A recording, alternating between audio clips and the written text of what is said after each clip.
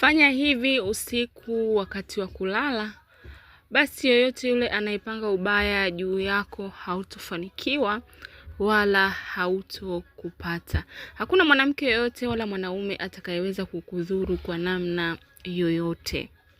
Hello, habari, karibuni tena katika channel yetu. Na kama wewe ni mgeni kwenye channel hii, tafadhali usisahau kubonyeza neno subscribe ili wa kwanza kuona kila tutakapokuwa tunaposti somo jipya. Na moja kwa moja tuende kwenye somo letu la leo, ambako nitakueleza namna gani unaweza kufanya ili watu wakiwa wanataka kufanyia vitu vibaya.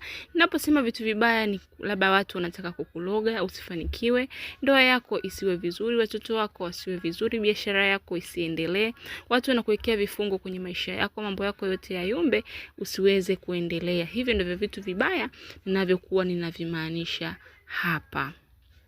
Kwa hiyo ukiwa na utaratibu wa kufanya hichi nitakachokuambia hapa, basi hakuna mtu yoyote au mwanaume au mwanamke atakayeweza kukufanyia kitu chochote kibaya dhidi yako na kikakupata.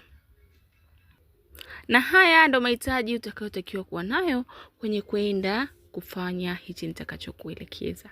Kwanza kabisa utatakiwa kuwa na kitunguu swaumu.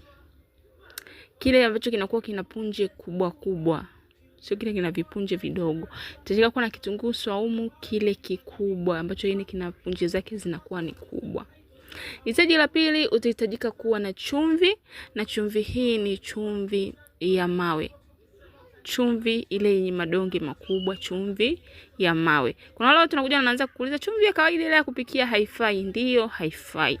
Chumvi inayotakiwa kufanya spell, chumvi inayotumika ambao unaitumia watu kujikinga na vitu vibaya na mambo yote ambayo naelekeza hapa kwenye channel yangu, chumvi tunayotumia hapa ni chumvi ya mawe.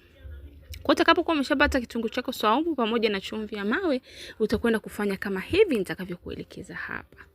Utachukua kile kitunguu na utatakiwa kuchukua punje 4 tu za vitunguu. Yaani utakichukua punje 4 za vitunguu swaumu kwenye kile kitunguu chako, utavishika mkononi. Yaani tunahitajika kuwa na punje 4 tu na wala sio zaidi ya hapo.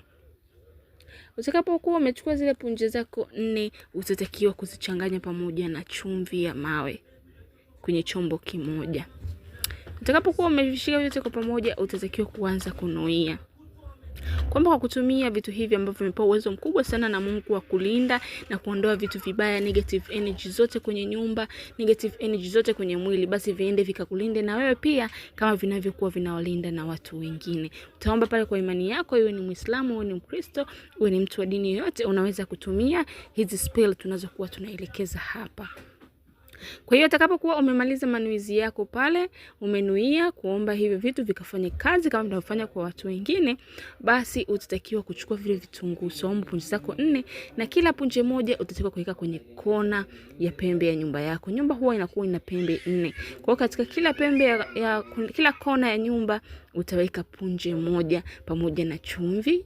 Kila kona utaweka punje pamoja na chumvi. Huku ukiwa na imani kwamba hakuna mtu yote atakayeweza kukudhuru, iwe ni mchawi atakayeweza kukuloga wala kuingia katika nyumba yako, wala hakuna vitu vibaya au ubaya wote utakaofanyika dhidi yako ukakupata. Ndio maana nimesema kwamba unahitajika kufanya zoezi hili mara kwa mara. Yaani jitahidi kulirudia mara kwa mara, basi hakuna negative energy yote itakayokuwa inakaa kwenye nyumba yako.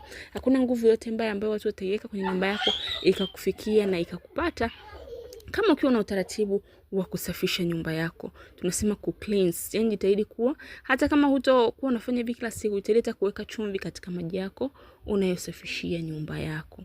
Basi hapo hakuna mtu atakayekuwa anakuja kwenye nyumba yako akaacha vitu vibaya. Hakuna mtu atakayekuwa yuko mbali akataka ubaya kufikie na ukakupata ukiwa ndani ya nyumba yako, kama ukiwa unafanya hivyo mara kwa mara. Nashukuru sana kwa kunisikiliza, na pia napenda kusisitiza kama wewe ni mgeni kwenye channel hii, tafadhali usisahau kubonyeza neno subscribe ili wa kwanza kuona kila tutakapokuwa tunaposti somo jipya. Asanteni sana.